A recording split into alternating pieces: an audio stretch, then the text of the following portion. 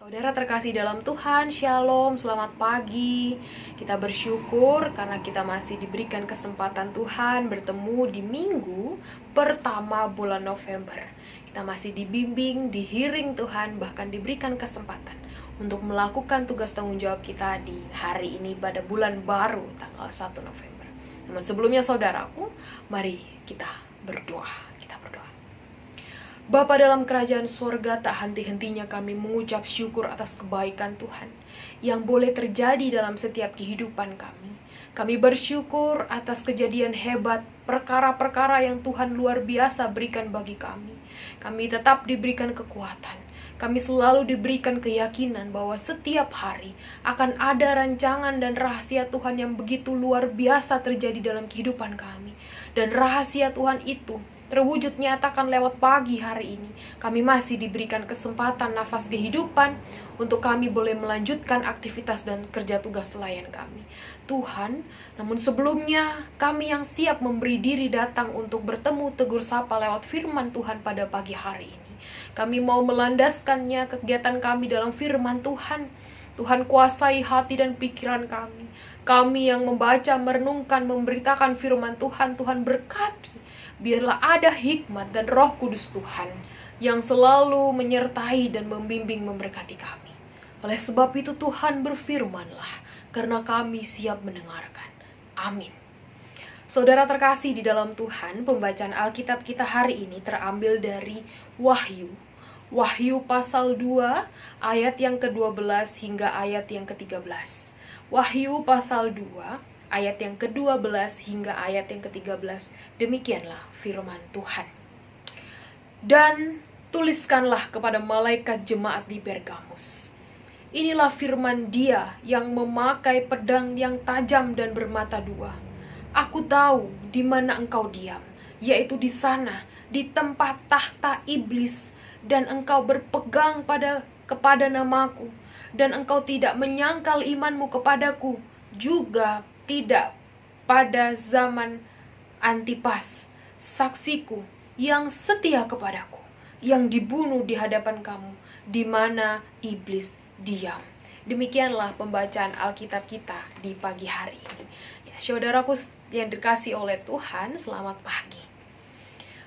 Mengawali perenungan ini saya ingin bertanya, pernahkah saudara pernah tinggal dalam satu tempat atau dalam penginapan, atau mungkin rumah yang di dalamnya ketika kita dalam penginapan atau rumah itu kita merasa tidak nyaman.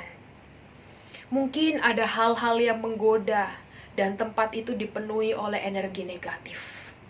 Secara terang-terangan, mungkin rumah itu bisa dibilang ya rumah berhantu yang dipenuhi dengan berbagai macam ya. Akhirnya kita digoda dengan berbagai cara dan membuat kita tidak nyaman karena ada sisi lain yang ada dalam kehidupan kita.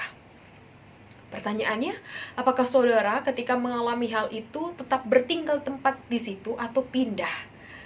Ya, di antara kita mungkin ada yang beranggapan bahwa saya tetap tinggal di situ dengan berbagai cara, mungkin memanggil pendeta, mungkin memanggil jemaat yang mempunyai keahlian untuk bisa mengusir setan, iblis atau apapun. Terus mungkin juga ada yang bilang, saya pindah, saya tidak nyaman, tidak bisa, tidak betah di situ, takut gitu misalnya ya saudara. Nah, saudaraku yang dikasihi oleh Tuhan, kondisi yang penuh dengan energi negatif ini ternyata juga dialami dalam pembacaan kita hari ini, yaitu jemaat di Pergamus. Mereka tinggal dengan kondisi yang dipenuhi dengan energi negatif.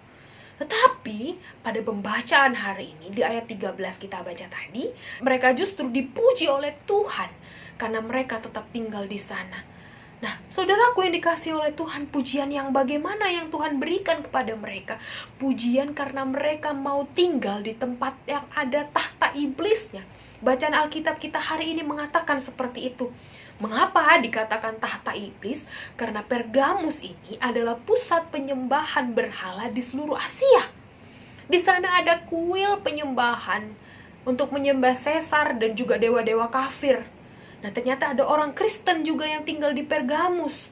Dan mayoritas masyarakatnya itu tidak tinggal sementara. Misalnya berpergian, berliburan, tapi ternyata banyak masyarakatnya yang tetap tinggal menetap di sana. Karena mereka adalah orang Kristen yang tetap tinggal di sana. Nah, dikatakan juga ternyata iblis itu tinggal bersama-sama mereka di Pergamus. Dan ini artinya bahwa orang Kristen yang tinggal di Pergamus juga berhadapan juga dengan hidup berdampingan langsung dengan iblis di dalamnya. Wah, kita bisa bayangkan bagaimana kehidupan yang terjadi di dalam orang-orang Pergamus. Tapi apa saudaraku yang terjadi? Orang Kristen di Pergamus tidak tunduk pada kekuatan iblis atau kekuatan setan. Namun sebaliknya, mereka bersikeras mengikuti Kristus. Mereka tetap mau menjaga kehidupan sebagai anak-anak Tuhan dan tidak mengkhianati Yesus. Mereka tidak ikut-ikutan menyembah berhala, bahkan juga menyembah setan di sana. Tapi dengan demikian, ada yang perlu diwaspadai. Mereka harus waspada dan hati-hati karena sewaktu-waktu ada serangan gelap yang sulit untuk dicegah. Setan itu licik. Dengan akal bulusnya dia bisa menyamar sebagai guru-guru baik, padahal dia adalah guru-guru palsu sebenarnya. Mungkin juga ada di dalam gereja pada saat itu yang bisa menyesatkan orang.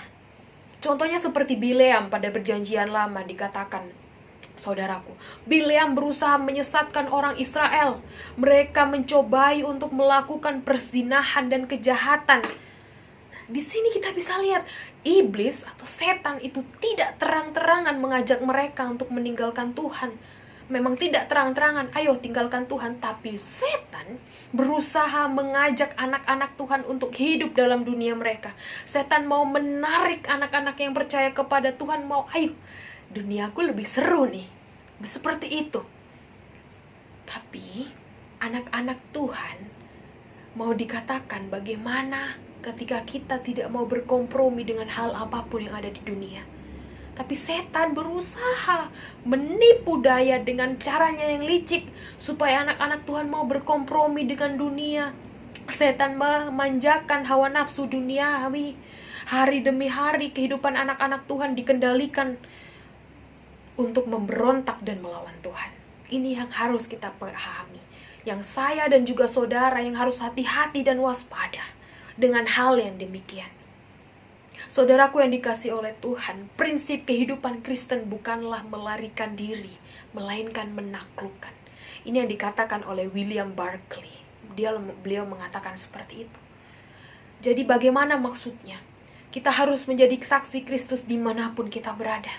Kita memiliki tanggung jawab yang besar untuk bertahan dalam lingkungan yang mengerikan sekalipun, lingkungan yang bisa sekalipun setiap waktu menyerenggut kita lari dari Tuhan. Tapi di hari ini kita mau diajarkan bagaimana kehidupan kita sebagai orang Kristen bukanlah kehidupan yang melarikan diri, tapi kehidupan yang mau menaklukkan. Yaitu kita belajar dari jemaat Pergamus, mau menaklukkan diri untuk tidak ikut-ikutan menyembah berhala dan juga ikut turut duniawi seperti godaan iblis di sana. Kita diajarkan untuk tidak seperti orang Kristen gereja perdana mula-mula, ketika mereka berhadapan dengan tugas sulit mereka lari, mereka kabur. Nah, tapi kita diajarkan untuk ayo, kita berani mau menaklukkan yang sesuatu yang menggoda kita. Kita mau taklukkan semua itu untuk kita menaati Tuhan kita. Hari ini kita belajar dari keteguhan hati jemaat Pergamus yang tetap bertahan dalam kondisi yang penuh godaan berat, kondisi di mana lingkungan dipenuhi energi negatif, tapi mereka tetap setia dan tetap dibimbing Tuhan dan tetap menjaga komitmen mereka kepada Tuhan. Demikian juga saya dan juga saudara yang di rumah mencontoh apa yang sudah dilakukan oleh jemaat Kristen di Pergamus. Saat kita melihat atau bahkan kita melakukan sikap yang penuh kejahatan, penuh tipu daya, penuh penghinaan, hidup dalam nafsu duniawi, pelecehan, kebohongan, fitnah, kebencian, diskriminasi, dan masih banyak lainnya. Itu adalah langkah-langkah setan dan iblis yang dapat membawa kita hidup dalam tronos tou satana. Tronos tou satana adalah tahta setan. Itu kehidupan duniawi, kehidupan yang setan tawarkan. Hidup yang penuh dengan kebohongan, fitnah, tipu daya, licik, dan lain sebagainya. Setan itu licik. Mereka bisa beraksi dengan cara-cara yang baik untuk menghasut anak-anak Tuhan dalam jebakannya. Mereka bisa bersaksi dengan sebagai guru-guru palsu supaya ditarik kita keluar dari apa yang sudah Tuhan berikan. Tapi saat ini lewat firman Tuhan, saya dan juga saudara di rumah mau dikuatkan untuk ayo kita semakin dekat Tuhan, karena hari-hari ke depan akan begitu panjang, akan begitu berat dengan berbagai godaan, berbagai cobaan dan lain sebagainya. Hari ini kita mau diingatkan, mari kita mau dekatkan kembali diri kita kepada Tuhan. Kita mau minta hikmat Tuhan dalam kehidupan kita, agar hikmat Tuhan itu dapat menuntun kita melihat situasi, kondisi, apakah ini memang Tuhan yang berikan, atau ini adalah godaan, atau ini adalah cobaan iblis untuk membawa kita masuk ke dalam dunianya. Kita mau taruh keletakan hati kita setia kepada Tuhan. Mari kita jadi orang Kristen yang benar-benar sejati. Bukan kata orang seperti bilang Kristen KTP, begitu ya saudaraku. Tapi sikap hidupnya tidak mencerminkan kehidupan anak-anak Kristus. Mari hari ini kita mau lepas dari kenyamanan duniawi. Kita mau masuk dalam kenyamanan dan tawaran Tuhan yang memberikan kita kelegaan bagi anak-anaknya.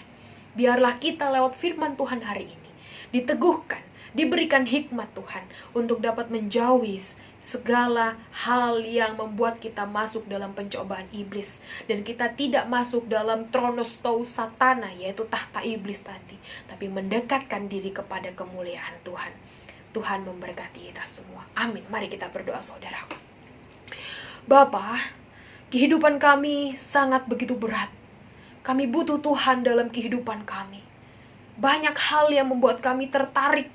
Banyak hal yang membuat kami mungkin mau melepaskan diri dari Tuhan. Karena merasa hidup ini berat. Karena merasa banyaknya pencobaan.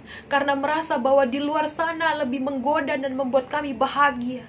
Tapi ingatkan kami Tuhan sebagai anak-anak Tuhan, bahwa kami butuh Tuhan. Kami memang anak Tuhan. Oleh sebab itu Tuhan rangkul kami, jamah kami, sertai kami dalam melewati kehidupan kami yang penuh dengan lika-liku, penuh dengan godaan, penuh dengan tawaran-tawaran iblis yang begitu membuat kami mau terlepas dari kuasa Tuhan. Tolong kami Tuhan sebagai anak-anak Tuhan yang terbatas. Biarlah kuasa Tuhan yang tetap menaungi dan menyertai kami. Kami percaya bahwa Tuhan adalah Tuhan di atas segala Tuhan. Tuhan yang adalah mempunyai kehidupan kami, yang selalu menyertai kehidupan kami, sehingga kami tidak masuk dalam jerat tahta setan, tronostou satana tadi. Bantu kami Tuhan, untuk kami tetap mau setia kepada Tuhan. Ya Bapa, ketika pagi hari ini kami mau melanjutkan aktivitas kami dengan segala pekerjaan, dengan segala aktivitas, pergumulan, masalah hidup, kami mau serahkan ke dalam tangan Tuhan. Kami percaya bahwa di dalam Tuhan akan ada kelegaan ketika kami mau melakukannya dengan penuh keyakinan di dalam Tuhan. Ya Tuhan, kami mau serahkan kehidupan kami dari pagi, siang, hingga malam nanti hanya ke dalam tangan Tuhan. Karena kami percaya Tuhan selalu ada dalam kehidupan kami. Ini doa syukur kami Tuhan, permohonan kami, segala sujud sembah kami ke dalam tangan Tuhan, yang kami peralaskan hanya di dalam satu nama, Tuhan kami Yesus Kristus. Amin.